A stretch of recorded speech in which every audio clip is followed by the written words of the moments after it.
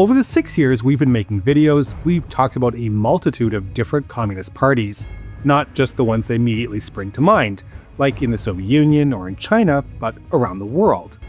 Practically every nation had at least one communist party, but largely absent from this discussion has been the presence of a communist party in one of the two superpowers of the Cold War. I'm your host David, and today we are going to be talking about the Communist Party of the United States of America. This is the Cold War.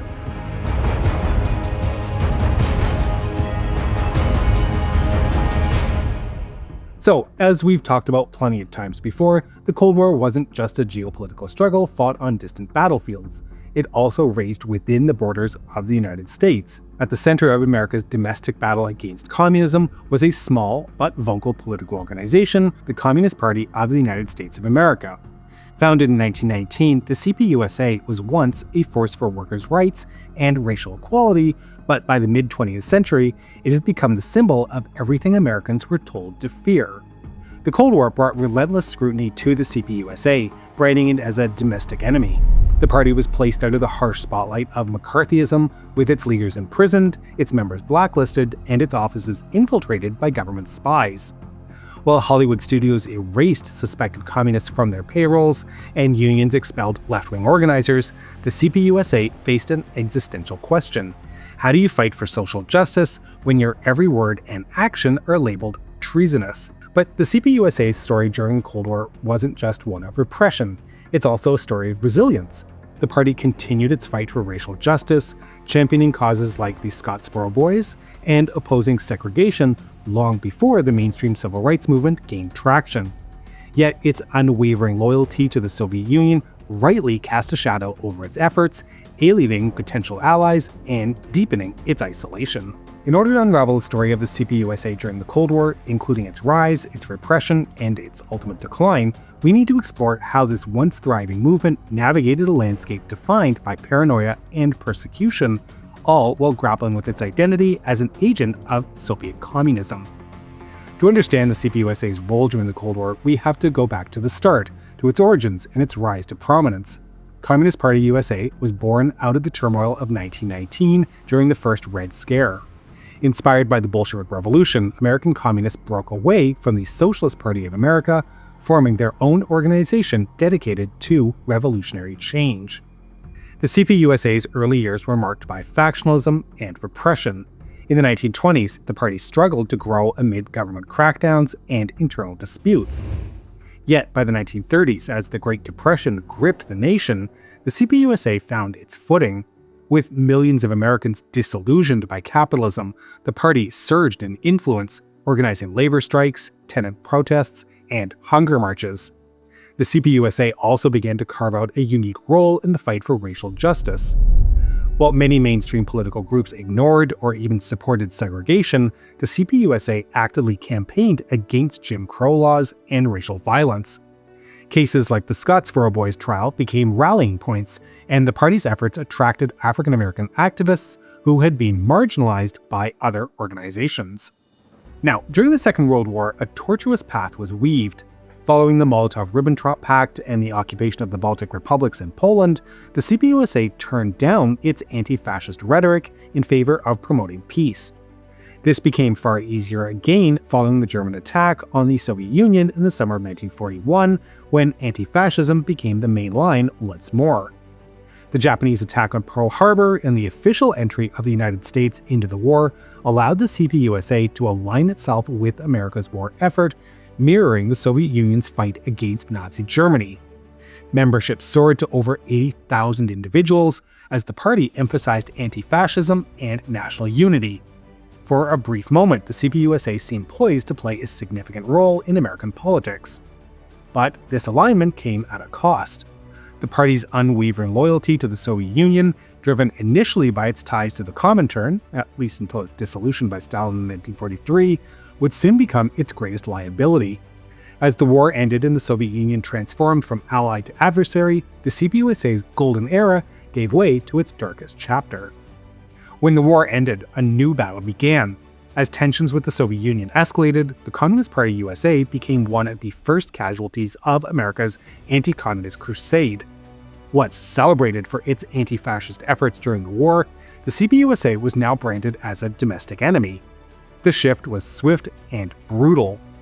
In 1947, the House Un-American Activities Committee, or HUAC, began a series of high-profile investigations into communist influence in American society. The CPUSA, as you might expect, was front and center, accused of working as an arm of Soviet espionage. Members were hauled before Congress, grilled about their beliefs, and pressured to name names. Repression escalated under the terms of the Smith Act. Passed in 1940, the act made it illegal to advocate the overthrow of the government by force. In 1949, this law was used to prosecute 11 of the top CPUSA leaders, including Eugene Dennis, the party's general secretary. The trial was a spectacle, with the government painting the CPUSA as a direct threat to national security. The defendants were convicted, sentenced to prison, and the party's leadership was decimated. Now, that was all done in public. Behind the scenes, meanwhile, the FBI launched an even more aggressive campaign. Under J. Edgar Hoover's leadership, the Bureau infiltrated the CPUSA at every level. COINTELPRO, the FBI's covert counterintelligence program, spread paranoia within the party by turning members into informants.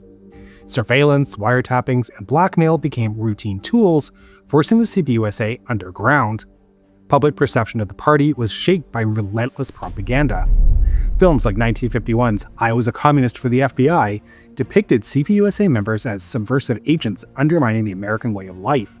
In the workplace, suspected communists were blacklisted, losing their jobs and their reputations. In Hollywood, the infamous blacklist silenced screenwriters, actors, and directors accused of communist ties. Among them were members and allies of the CPUSA whose careers were destroyed without any evidence of wrongdoing. For the CPUSA, this era of repression was devastating. Membership plummeted from tens of thousands to just a few thousand die-hard activists. Many members left the party, and not out of disloyalty to the cause, but out of fear. Fear of losing their livelihoods, their families, and their freedom. And yet, even under this crushing pressure, the CPUSA persisted. While the party's public influence diminished, it remained committed to its core mission, fighting for workers' rights and racial justice in a country determined to erase it. Even as the Communist Party USA faced relentless persecution during the Cold War, it continued to fight for one of its longest-standing causes, racial equality. Long before mainstream political movements took up the fight against segregation, the CPUSA had been on the front lines, championing civil rights as an essential part of its revolutionary mission. This commitment wasn't without its struggles. In its early years, the party often sidelined racial issues, prioritizing class struggle above all else. But in the 1930s, under pressure from the Comintern, the CPUSA began to address systemic racism directly. The 1931 Scottsboro Boys trial became a defining moment. When 9 black teenagers were falsely accused of raping 2 white women in Alabama, the CPUSA stepped in, organizing their legal defense and mobilizing global outrage against the blamed justice. Later, during the Cold War, the CPUSA's advocacy for racial justice made it a target of even greater scrutiny. While civil rights leaders like Martin Luther King Jr. sought gradual reforms within the system, the CPUSA's rhetoric of revolution and its ties to the Soviet Union were seen as dangerous provocations. Yet this didn't deter the party from continuing its work in black communities across the country. Prominent African-American communists emerged as leaders during this era, using the party as a platform to fight for both racial and economic justice. Figures like Claudia Jones, a brilliant writer and organizer, argued that black women, as both workers and mothers, were uniquely positioned to lead revolutionary change. Jones's activism extended beyond the CPUSA, influencing broader movements for equality and anti-colonial struggles. In the 1960s, Angela Davis became one of the most visible faces of the CPUSA's civil rights efforts. A scholar, activist, and outspoken communist, Davis linked racial injustice to broader systems of capitalism and imperialism. Her arrest and trial on false charges in 1970 became an international cause célèbre, uniting activists across the globe in her defense. For many, Davis symbolized the CPUSA's enduring commitment to justice, even in the face of overwhelming opposition. We're going to look at Davis and her life and legacy in a future episode, so make sure to subscribe in order not to miss it. Now, the party's work in civil rights was certainly complicated by its ties to the Soviet Union. Opponents often simply dismissed his activism as mere propaganda, a way to win hearts and minds for Moscow. This skepticism, coupled with the rise of non-communist civil rights groups, diminished the CPUSA's influence over time. Yet its role in the early battles for racial equality cannot and should not be ignored. From the Scottsboro Boys to Angela Davis, the CPUSA proved that even under the harshest repression, the fight for justice would not be silenced. Okay, so what was that relationship to Moscow? As the Cold War deepened, the Communist Party USA's loyalty to the USSR became both its defining feature and its greatest weakness. From its earliest days, the CPUSA had been closely tied to the Soviet Union, relying on the Comintern for guidance, funding, and ideological direction. But, and this should come as no great surprise, during the Cold War, these ties became a lightning rod for criticism and a major obstacle to the party's survival. The CPUSA's dependence on Moscow wasn't merely ideological, it was also financial. Throughout the 1940s and 50s, the party received regular subsidies from the Soviet Union, which allowed it to sustain its obligations, organize campaigns, and maintain its infrastructure, even as membership declined. However, these payments came at a cost. The CPUSA was expected to align with Soviet policies, even when they contradicted the needs or desires of American workers. This subservience became glaringly apparent during key moments of the Cold War. In 1956, Soviet Premier Nikita Khrushchev delivered his secret speech, exposing Joseph Stalin's reign of terror, including mass purges, executions, and forced labor camps. The revelations sent shockwaves through the global communist movement, and the CPUSA was no exception. Many rank-and-file members, disillusioned by the brutality of the Soviet regime, left the party in droves. But the leadership, under figures like Eugene Dennis and later Gus Hall, remained steadfast in their allegiance to Moscow, dismissing criticism as anti-Soviet propaganda.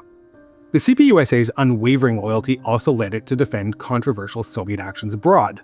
When the USSR crushed uprisings in Hungary in 1956 and Czechoslovakia in 1968, the party echoed Moscow's justifications, framing these events as necessary to protect socialism from counter-revolutionary forces. These positions further alienated American leftists who were sympathetic to democratic socialism but deeply critical of Soviet authoritarianism. Internally, this loyalty sparked intense debates. Reformist factions within the CPUSA, such as the group led by Johnny Gates in the 1950s, argued for greater independence from Moscow and a more American-focused approach to socialism. But these reformists were sidelined or expelled, solidifying the leadership's commitment to the Soviet line. As the Cold War raged on, the Communist Party USA became synonymous with espionage in the American imagination. To its detractors, the CPUSA wasn't just a political organization, it was a direct arm of Soviet intelligence, plotting to undermine the United States from within. But how much of this perception was rooted in reality, and how much was a product of Cold War paranoia? The CPUSA's ties to the Soviet Union were undeniable. From its inception, the party maintained close connections with the Comintern and later with Soviet authorities. These ties extended to financial support, ideological guidance, and even strategic directives. However, when it came to actual espionage, the picture becomes murkier. High-profile cases like the trial of Julius and Ethel Rosenberg, who were executed in 1953 for passing atomic secrets to the Soviets, fueled fears that the CPUSA was operating as a spy network. While the Rosenbergs were affiliated with communist circles, the evidence connecting them to the CPUSA's leadership remains tenuous. Moreover, the majority of Soviet espionage during this period was carried out by clandestine agents operating independently of the CPUSA, often without the party's knowledge. After all, it's much more difficult to be a spy when the FBI is surveilling you. Still, the perception of the CPUSA as a hub of subversion was reinforced by aggressive propaganda campaigns. Films, news reports, and political rhetoric painted an image of the party as an existential threat to American democracy. These narratives often ignored the CPUSA's grassroots activism and labor rights and racial justice, instead framing the party as a monolithic tool of Moscow. The FBI played a significant role in shaping this perception. Under J. Edgar Hoover's leadership, the Bureau infiltrated the CPUSA at every level, using informants and provocateurs to monitor and disrupt its activities. COINTELPRO, the FBI's covert counterintelligence program, targeted the CPUSA with the explicit goal of discrediting and neutralizing the party. This campaign included spreading false rumors about members, leaking private information, and stoking internal divisions.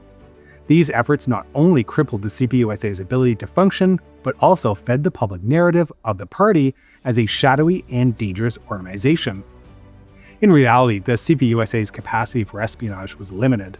By the height of the Cold War, the party was so heavily infiltrated by informants that any attempt at covert activity would have been immediately exposed.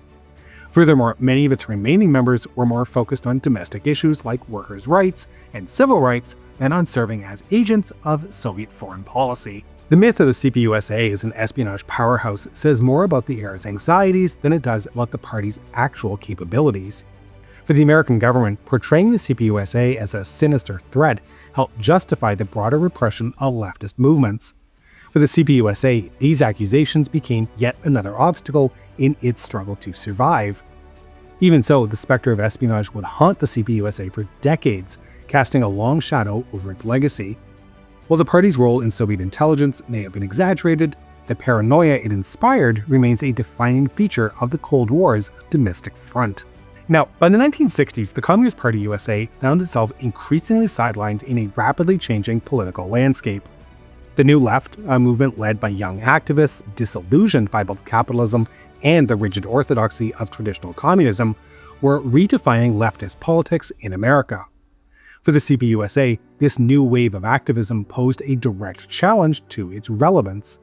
The New Left grew out of the frustrations of a younger generation facing the Vietnam War, racial inequality, and systemic injustice. Groups like the Students for a Democratic Society, or SDS, rejected the bureaucratic structures of old leftist organizations, including the CPUSA. Instead, they championed decentralized, participatory democracy and emphasized cultural revolution alongside political change. To these activists, the CPUSA appeared outdated, a relic of another era too closely tied to Soviet dogma and too rigid to adapt. Many younger activists viewed Soviet-style communism as authoritarian and oppressive, particularly after events like the suppression of uprisings in Hungary and Czechoslovakia. At the same time, the CPUSA faced internal struggles. Its leadership, under figures like Gus Hall, tried to modernize the party while maintaining its Marxist-Leninist foundation. Hall sought to recruit young members and expand the party's presence in movements for civil rights, women's liberation, and peace. But these efforts were hampered by the party's dwindling membership and lack of credibility among the broader left. By the late 1970s, the CPUSA had become a shadow of its former self. Its rigid adherence to Soviet doctrine, combined with its failure to connect with the energy of the New Left, meant it was increasingly isolated. Membership continued to dwindle, and the party's role in major political movements became largely symbolic. While the New Left reshaped the landscape of American activism, the CPUSA struggled to find its place in a world that had moved on from its brand of politics. As the Cold War drew to a close, the Communist Party USA faced a moment of reckoning. The collapse of the Soviet Union in 1991 marked the end of an era, not just for global communism, but for the CPUSA itself. For decades, the party had relied on Moscow for financial support, ideological direction, and a sense of purpose. When the USSR fell, the CPUSA was left adrift, struggling to redefine its mission in a world where socialism seemed to be in retreat. By the late 1980s, the CPUSA was already a shadow of its former self. Membership had dwindled to a few thousand diehard activists, many of whom were aging veterans of earlier struggles. The party's rigid adherence to Marxist-Leninist orthodoxy had left it isolated from newer leftist movements, while its unwavering loyalty to the Soviet Union had alienated potential allies. For most Americans, the CPUSA was a relic, an organization frozen in time, unable or unwilling to adapt to the changing political landscape. The party's leadership, under figures like Gus Hall, attempted to navigate this new reality. Hall remained steadfast in his defense of the Soviet model, even as it became increasingly clear that this approach was out of step with the broader left. Efforts to modernize the CPUSA were met with resistance from within, as factions debated whether to maintain the party's traditional structure or embrace a more flexible, grassroots approach. The loss of Soviet financial support dealt a significant blow to the CPUSA's operations. Without Moscow's subsidies, the party struggled to fund its publication, maintain its offices, and organize events. This financial strain further accelerated its decline, forcing the CPUSA to rely on the dedication of its remaining members to keep the organization afloat. Clearly, there was no widespread domestic support. But despite these challenges, the CPUSA's legacy continued to resonate in unexpected ways. Many of the causes it had championed, labor rights, racial equality, and anti-fascism, remained central to American political discourse. Former CPUSA members played key roles in other movements, bringing their experience and commitment to broader struggles for justice. The party's history also served as a cautionary tale, highlighting the tension between ideology and pragmatism and the dangers of aligning too closely with foreign powers in a politically volatile era. For some, the CPUSA's story was one of betrayal and failure, a movement that sacrificed its ideals for loyalty to the Soviet Union. For others, it was a testament to the enduring fight for a better world, even in the face of overwhelming opposition. Today, the CPUSA is a shadow of what it once was. Yet, its history remains a potent reminder of the power of ideals, as well as the costs of pursuing them in a world defined by opposition and fear. The Cold War may have ended, but the questions the CPUSA grappled with, surrounding justice, equality, and the balance between ideology and pragmatism, are as relevant today as they ever were. The story of the Communist Party USA is not just the story of communism in America. It's a facet of the story of a country at war with itself, grappling with the tensions between freedom and security, progress and tradition, inclusion and exclusion. And as we look back on this chapter of history, we're left to ask, what can we learn from the CPUSA's triumphs and failures? And what does its legacy tell us about the America of today? We hope you found this episode interesting and useful, and to make sure you don't miss our future work, please make sure you subscribe to our channel and press the bell button, which has heard the clarion call of revolution and has taken to the streets to fight for life, liberty, and justice. Please consider supporting us on Patreon at patreon.com/thecoldwar or through YouTube membership. We can be reached via email at thecoldwarchannel@gmail.com. This is the Cold War Channel, and as we think about the Cold War, please remember that history is shades of gray and rarely black and white.